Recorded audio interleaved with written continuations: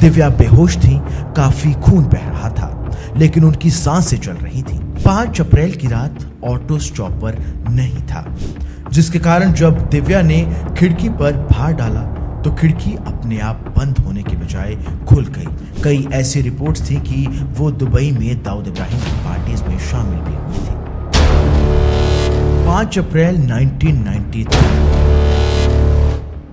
मुंबई के वर्सोवा इलाके में रात के करीब 11 बजे अफरा तफरी मच गई। एक लड़की तुलसी अपार्टमेंट्स के 5th फ्लोर से नीचे गिर गई। बिना किसी देरी के पड़ोसियों ने एम्बुलेंस बुलाई और इस लड़की को पास ही के कूपर अस्पताल ले जाया गया, लेकिन हॉस्पिटल ले जाने तक बहुत देर हो चुकी थी। इस लड़की ने दम तोड़ दिया था, उसकी मौत हो चुकी थी। ये मौत ऐसी थी जिसकी खबर सुनकर पूरा देश दंग रह गया था। हर किसी की आंखें नम हो गई थी, क्योंकि ये लड़की कोई और नहीं बल्कि बॉलीवुड सुपरस्टार एक्ट्रेस दिव्या भारती थी। उस रात दिव्या के साथ क्या कुछ हुआ, खिड़की से उसे किसने धक्का दिया था, फ्लैट में उस समय कौन कौन मौजूद था, आखिर दिव्या की मौत के इकलौती चश्मदीद की 1 महीने बाद ही अज्ञात मौत कैसे हो गई। इस केस के साथ अंडरवर्ल्ड डॉन दाऊद इब्राहिम का नाम क्यों जोड़ा जाता है। दिव्या की मौत एक हादसा था थी या फिर मर्डर। इन सभी सवालों के जवाब जानने के लिए इस वीडियो को अंत तक जरूर देखें। साथ ही अगर आपने हमारे चैनल को सब्सक्राइब नहीं किया है तो सब्सक्राइब जरूर कर लें। दिव्या भारती का जन्म 25 फरवरी 1974 को हुआ था। बचपन से ही दिव्या काफी खूबसूरत थी। मीडिया को दिए गए इंटरव्यूज में कई डायरेक्टर्स और प्रोड्यूसर बताते हैं कि वो एक डॉल जैसी लगती थी। वो इतनी खूबसूरत थी कि सिर्फ 14 साल की उम्र में ही फिल्म मेकर नंदू तोलानी ने अपनी फिल्म गुनाहों के देवता उन्हें ऑफर कर दी थी, लेकिन कुछ कारणों से वो ये फिल्म नहीं कर पाई। गोविंदा के भाई डायरेक्टर कीर्ति कुमार भी उन्हें अपनी फिल्म राधा का संगम में गोविंदा के साथ कास्ट करना चाहते थे, लेकिन आखिरी समय में उनकी जगह जूही चावला को साइन कर लिया गया था। दिव्या पढ़ाई में कुछ खास नहीं थी, ऐसे में अब उन्होंने भी फिल्मों में काम करने का मन बना लिया था और 9th क्लास में ही उन्होंने पढ़ाई छोड़ दी थी। 1990 में दिव्या ने डी रामानायडू की तेलुगु फिल्म बॉबली राजा से अपना एक्टिंग डेब्यू किया। यह पिक्चर बॉक्स ऑफिस पर खूब चली। इस फिल्म को आज भी तेलुगु की सबसे आइकॉनिक फिल्म्स में से एक माना जाता है। अपने जबरदस्त डेब्यू के बाद दिव्या ने साउथ इंडस्ट्री में अपना नाम बना लिया। उन्होंने साउथ की कई और फिल्में भी की और सभी बड़े पर्दे पर खूब चली। उन्होंने लोगों के दिलों में बहुत जल्द ही जगह बना ली थी। अब बॉलीवुड का हर बड़ा फिल्म मेकर दिव्या को अपनी फिल्म में लेना चाहता था। दिव्या ने राजीव राय की 1992 में आई फिल्म विश्वात्मा से बॉलीवुड में डेब्यू किया था।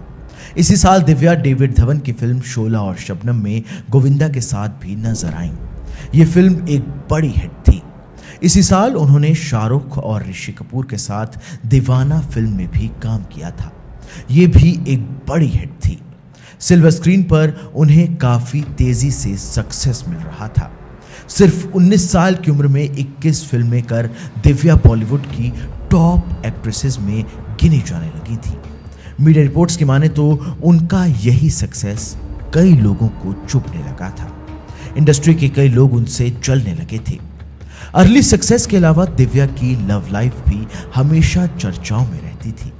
शोला और शबनम फिल्म की शूटिंग के दौरान गोविंदा ने दिव्या को साजिद नाडियाडवाला से मिलवाया था। पहले दोनों में दोस्ती हुई और फिर यही दोस्ती धीरे धीरे प्यार में बदल गई। लेकिन दिव्या के पिता साजिद और दिव्या के इस रिश्ते के खिलाफ थे। इसी के चलते घर वालों की मर्जी के बिना दिव्या ने 10 मई 1992 को साजिद के साथ एक सीक्रेट वेडिंग कर ली। साजिद से शादी करने से पहले दिव्या ने इस्लाम कबूल कर अपना नाम सना रख लिया था। दिव्या अपनी ड्रीम लाइफ जी रही थी। बहुत छोटी सी उम्र में ही उन्हें वो सब मिल गया था जिसे पाने के लिए लोग जीवन भर तरसते हैं। दिव्या करोड़ों दिलों की धड़कन बन चुकी थी। सब कुछ सही चल रहा था, लेकिन कोई नहीं जानता था कि 5 अप्रैल 1993 की रात करोड़ों दिलों को झटका लगने वाला था। 5 अप्रैल के दिन दिव्या दोपहर को ही एक शूट खत्म कर हैदराबाद से मुंबई पहुंची थी। इस दिन वो काफी खुश थी क्योंकि उन्होंने मुंबई में अपने एक नए फ्लैट की डील फाइनल की थी। उस समय वो वर्सोवा के तुलसी अपार्टमेंट्स में किराए पर रहती थी, जो साजिद ने ही उन्हें दिलवाया था। लेकिन अब उन्होंने अपने पैसों का पहला घर खरीद लिया था।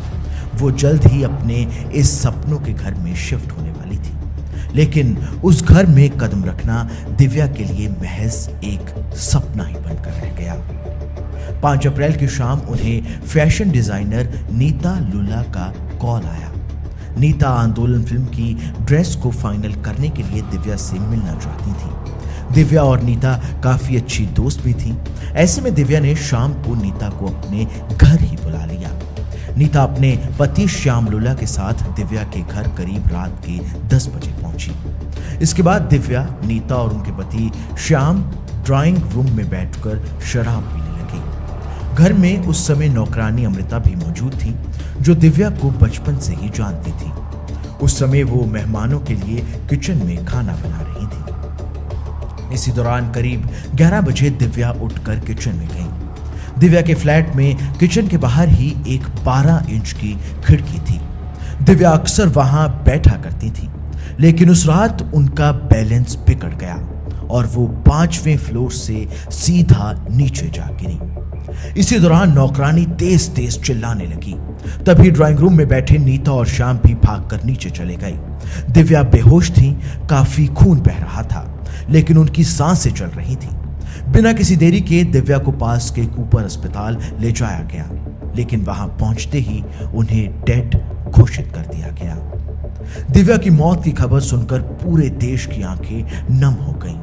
एक टैलेंटेड एक्ट्रेस के यूं चले जाने का दर्द कोई नहीं सह पा रहा था। इसी दौरान यह सवाल भी उठने लगा कि दिव्या की मौत एक हादसा था या फिर मामला बड़ा था। ऐसे में पुलिस तुरंत जांच में जुट गई। दिव्या की मौत के इस केस में कई सबूत ऐसे थे जिनसे मौत का शक पैदा होने लगा। दिव्या के फ्लैट की खिड़की पूरे अपार्टमेंट की इकलौती ऐसी खिड़की थी जिस पर ग्रिल नहीं लगी थी। ऐसे में दिव्या सीधा नीचे जा गिरी। वहीं उस खिड़की के नीचे पार्किंग लॉन था, जहां पर रोज कई गाड़ियां खड़ी रहती थी, लेकिन उस दिन इस पार्किंग लॉन में एक भी गाड़ी नहीं खड़ी थी। दिव्या की मौत की इकलौती चश्मदीद गवाह उनकी नौकरानी अमृता से पूछताछ की गई तो उन्होंने पुलिस को बताया कि जिस खिड़की से दिव्या गिरी थी उसमें एक ऑटो स्टॉपर लगा हुआ था। दिव्या अक्सर वहां बैठा करती थी, लेकिन 5 अप्रैल की रात ऑटो स्टॉपर नहीं था, जिसके कारण जब दिव्या ने खिड़की पर भार डाला तो खिड़की अपने आप बंद होने के बजाय खुल गई और दिव्या नीचे गिर गई। इस केस की इकलौती चश्मदीद गवाह नौकरानी अमृता की दिव्या की मौत के करीब 1 महीने बाद ही हार्ट अटैक से मौत हो गई। उन्हीं के बयान के बाद पुलिस को इस केस में अहम सबूत मिला था। ऐसे में उनकी डेथ के बाद कई लोगों ने यह सवाल भी उठाए कि उनका भी मर्डर हुआ है। हालांकि कई लोगों ने यह भी दावा किया कि दिव्या के पति साजिद का नाम अंडरवर्ल्ड से जुड़ने लगा था। कई ऐसी रिपोर्ट्स थी कि वो दुबई में दाऊद इब्राहिम की पार्टीज में शामिल भी हुए थे। इसी वजह से दिव्या लंबे समय से परेशान थी। वहीं कई लोगों का तो ये भी कहना था कि वो डिप्रेशन में थी। शादी के बाद सास के साथ भी उनके रिश्ते खास अच्छे नहीं थे। इसी बात से वो काफी दुखी थी। ऐसे में इस मौत को सुसाइड का नाम भी दिया जाने लगा। पुलिस इस केस में 5 साल तक इन्वेस्टिगेशन करती रही। फिल्म इंडस्ट्री के कई लोगों से पूछताछ की गई। दिव्या के पति साजिद नाडियाडवाला सबसे ज्यादा शक के घेरे में रहे, लेकिन 1998 में इस बात पर आधिकारिक पुष्टि की गई कि दिव्या की मौत सिर्फ एक हादसा थी। शक के घेरे में रहे सभी लोगों को पुलिस ने क्लीन चिट दे दी। हालांकि कई लोगों का आज भी ये मानना है कि दिव्या की मौत एक सोची समझी साजिश थी। ऐसे में ये केस आज भी एक पहेली बनकर रह गया है। इस केस पर आपकी क्या राय है, हमें कमेंट कर जरूर बताएं। वैसे बॉलीवुड में दिव्या भारती की मौत से भी बड़ी पहेली है सुशांत सिंह राजपूत की मौत। आखिर 14 जुलाई 2020 को सुशांत के साथ क्या हुआ था? इस केस में कई बड़े बॉलीवुड स्टार्स का नाम भी सामने आया था। सुशांत की मौत पर भी हम एक वीडियो बना चुके हैं, आप जाकर देख सकते हैं, लिंक आपको यहां मिल जाएगा।